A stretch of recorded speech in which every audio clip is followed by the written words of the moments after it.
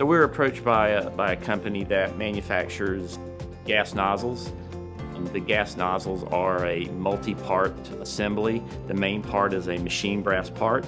The machining oils create a ton of soil on the surface, so they're very dirty and has to be degreased. Brass naturally tarnishes, so these parts also had to be brightened at the same time. The process they were using were to degrease these parts in one process, in one part of their facility, move the parts to a separate process to do a process called bright dipping. Bright dipping is just simply a process of taking the brass and making it just look shinier and more glossy.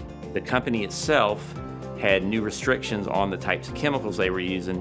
Both of these processes use hazardous chemicals, and they need to move away from those. So they approached us and asked us, did we have a solution that could reduce the cycle time, improve their manufacturing, and also help them to mitigate or get those hazardous chemicals out of their facility. One of the main issues with the bright dip process is it uses very harsh acids.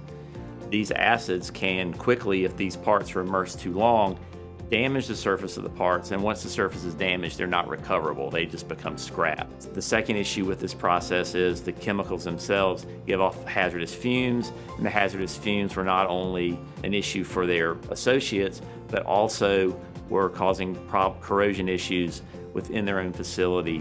Final result here is we were able to implement a one-step cleaning and brightening process. We met their requirement for reducing their hazardous chemical and reducing their scrap rate significantly.